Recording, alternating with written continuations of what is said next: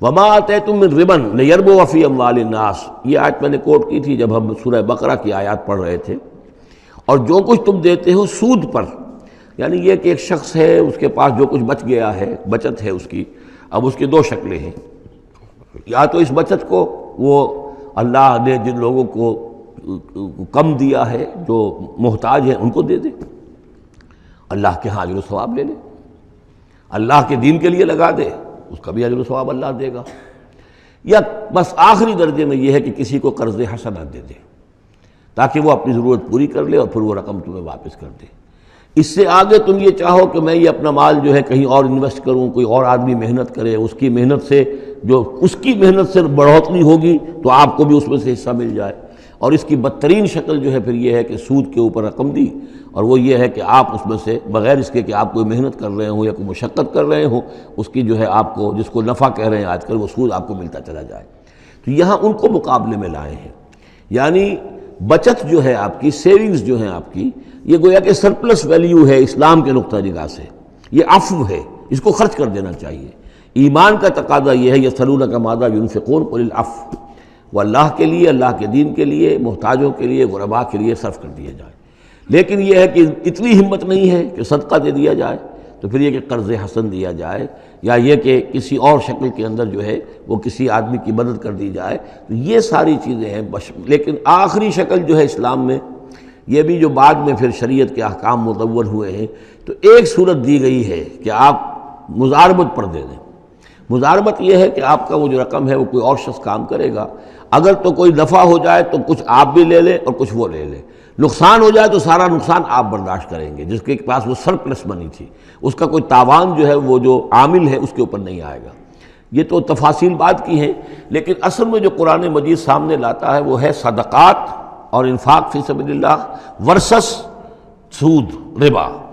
کہ کوئی شخص اپنی بچت کا مصرف کیا بناتا ہے، وہ بچت دیتا ہے اللہ کی رضا حاصل کرنے کے لیے، آخرت کا اجر و ثواب حاصل کرنے کے لیے، یا بچت کو انویسٹ کر کے اور دنیا ہی میں کمانا چاہتا ہے. یہ دو ذہنیتیں ہیں جو ایک دوسرے سے بالکل مختلف ہیں اور متضاد ہیں. فما آتیتم من ربا، تو جو کچھ تم دیتے ہو سود پر تاکہ وہ بڑھے، لیربو فی اموال الناس، تاکہ وہ بڑھے لوگوں کے مال میں، فلا یربو عند اللہ، اللہ کے ہاں اس میں کوئی بڑھوتری نہیں ہوتی. وما آتیتم من زکوٰۃ، اور جو تم زکوٰۃ دیتے ہو، یعنی اس طریقے سے صدقہ ہے، خیرات ہے، تریدون وجہ اللہ ہے، اور اس سے تم چاہتے ہو اللہ کی رضا، اللہ کا چہرہ، مراد وہی اللہ کی رضا. فاولئک هم المضعفون، یہ لوگ ہیں جو اپنی جو بچت ہے اس کو دگنا کر رہے ہیں.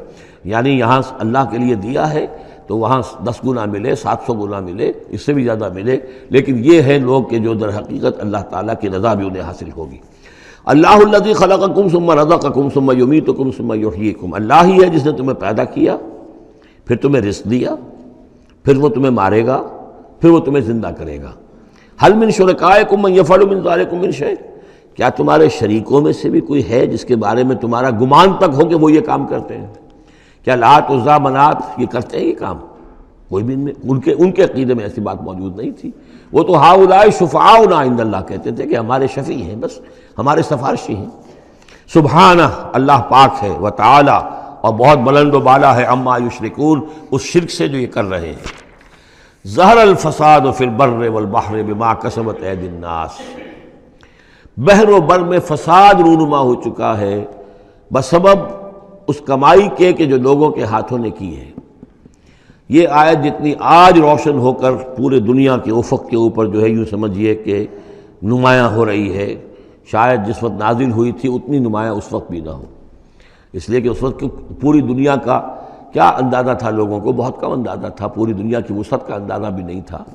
آج جس طریقے سے فساد رونما ہو چکا ہے پوری زمین میں، اور جس طرح کے تصادم ہیں، جس طرح کے مقابلے ہو رہے ہیں، جس طرح کی بد امنیاں ہیں، جس طرح کے فسادات ہیں، تو ظاہر الفساد فی البر والبحر، بر و بحر میں فساد رونما ہو چکا ہے بما کسبت ایدی الناس، لوگوں کی اپنے ہاتھوں کی کمائیوں کے باعث. لیذیقہم بعض الذی عملوا، اور یہ اس لیے ہے کہ اللہ تعالیٰ انہیں ان کے بعض اعمال کا مزہ چکھائے. یعنی بعض الذی عملوا، اگر سارے اعمال کا اللہ تعالیٰ یہیں پر اگر سزا دینی شروع کر دے تو کوئی آدمی بچے ہی نہ، ما بقا علی ظہرہ دابہ، تو کوئی بھی ایک بھی انسان نہ رہے زمین کے اوپر. لیکن کچھ اللہ تعالیٰ جو ہے وہ عذاب دیتا ہے، لعلہم یرجعون، تاکہ یہ لوٹیں پھریں سوچیں غور کریں توبہ کریں رجوع کریں۔ یہ جو کچھ ہو رہا ہے اس وقت وہ اس لیے ہے کہ انسان ہوش میں آئے، یہ آج ہمارے ساتھ کیوں ہو رہا ہے، کس وجہ سے ہو رہا ہے۔ خاص طور پہ مسلمان سوچیں کیوں ہم ذلیل و خوار ہیں آج کیوں ذلیل کہ کل تک نہ تھی پسند گستاخی فرشتہ ہماری جناب میں، کیا وجہ ہے؟ اے اللہ ہم سے تو وعدہ تیرا تھا انتم الاعلون ان کنتم صادقین ان کنتم مؤمنین، تم ہی بلند سر بلند ہوگے اگر تم مومن ہوئے، ہمارا یہ حال کیوں ہے؟ اگر ہم یہ سوچیں گے تو نتیجے پر پہنچیں گے کہ اس لیے کہ ایمان نہیں ہے ہمارے پاس، یا دوسرا وجہ یہ ہے کہ ہم نے دین کے حصے بکھرے کر دیے ہیں۔ افتؤمنون ببعض الکتاب وتکفرون ببعض فما جزاء من يفعل ذلك منكم الا خزي في الحیاۃ الدنیا ویوم القیامۃ یردون الی اشد العذاب۔ تو جب آپ سوال کریں گے قرآن سے تو قرآن آپ کو جواب دے گا، لیکن ان چیزوں پر بھی اگر غور کریں سوچیں تو جب تک اللہ تعالیٰ کی طرف سے کوئی مہلت ملی ہوئی ہے کوئی بڑا عذاب آنے سے پہلے، یہ آیت نوٹ کر لیجیے 41 نمبر آیت ہے، اس لیے کہ 60 آیتیں ہیں سورہ روم کی۔ اس سورہ مبارکہ کی مناسبت مضامین کے اعتبار سے ہے، اس کے بعد سورہ لقمان ہے، پھر سورہ سجدہ ہے۔ سورہ سجدہ کی جو آیتیں ہیں وہ 30 ہیں، اور 21ویں آیت اس کی جو ہے اس کے لگ بھگ ہے، جب ہم پڑھیں گے تو ان کے اندر مناسبت محسوس ہوگی۔ ان 4 صورتوں میں ایک عجیب بات ہے کہ یہ پہلی صورت سورہ عنکبوت، اس کے مضامین کی مناسبت جوڑا اس کا جو وہ 30ویں صورت ہے سورہ لقمان، اور دوسری صورت یہ سورہ روم، اس کا جوڑا جو ہے وہ سورہ سجدہ ہے۔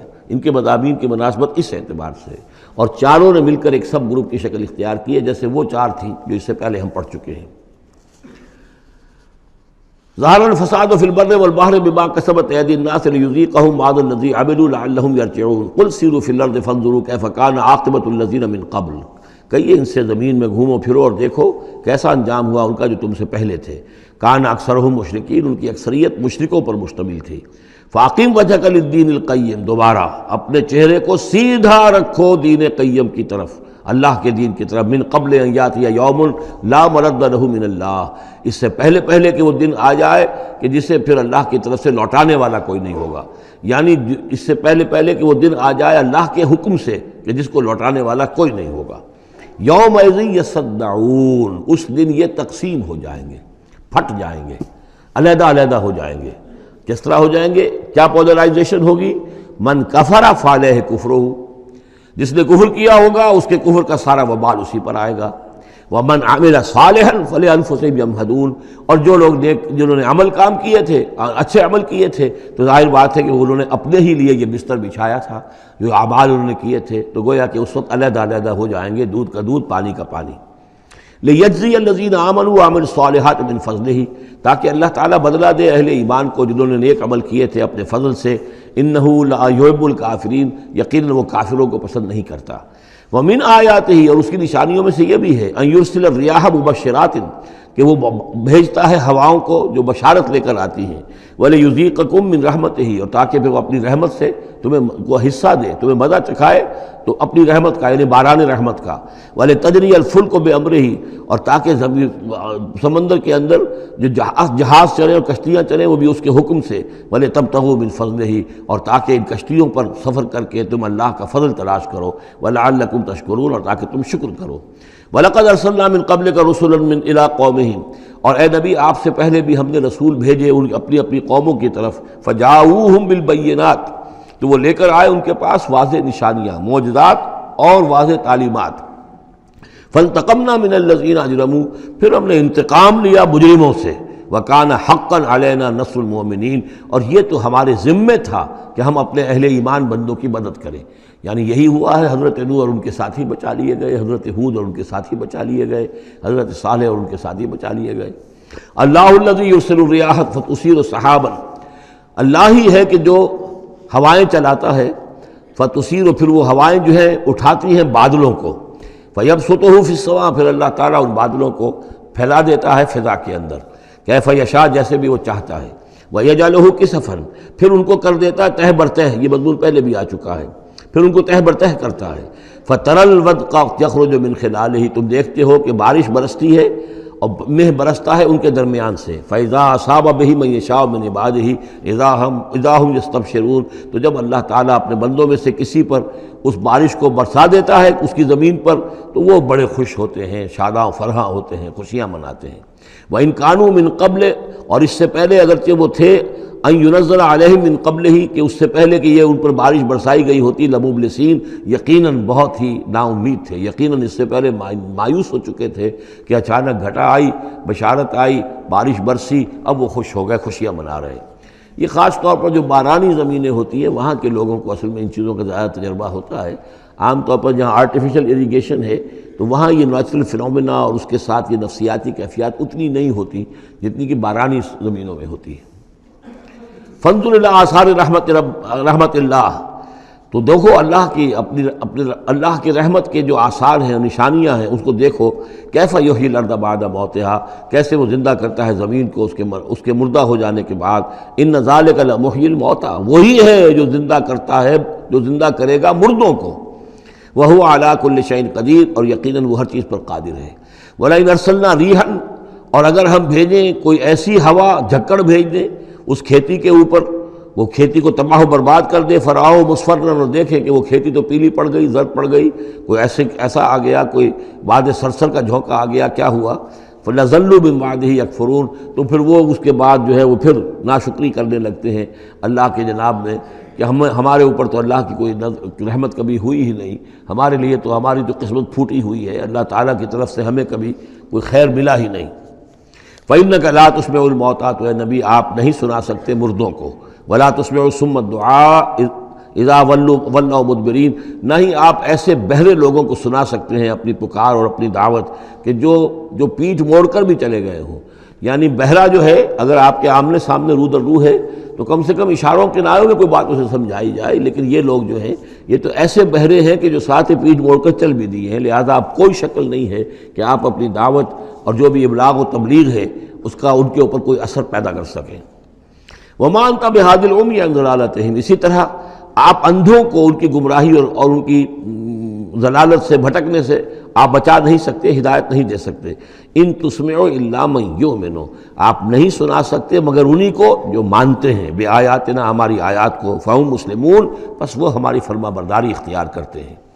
اللہ الذی خلقکم من ضعف، وہ اللہ ہی ہے جس نے تمہیں بنایا کمزوری سے، یعنی جب تم پیدا ہوتے ہو تو بہت کمزور ہوتے ہو، ثم جعل من بعد ضعف قوۃ، پھر تمہاری اس کمزوری کے بعد اللہ تعالیٰ تمہیں قوت عطا فرماتا ہے، جوانی آتی ہے، آدمی کڑیل جوان بنتا ہے، پھر اس کے ثم جعل من بعد قوت ضعفا، پھر قوت کے بعد پھر ضعف آ جاتا ہے، پھر یہ ادھیڑ عمر ہوئی اور قوا کے اندر جو ہے اضمحلال پیدا ہونا شروع ہوا، پھر بڑھاپا آ گیا، وشیبہ، اور پھر یہ کہ سفید بال ہو جاتے ہیں۔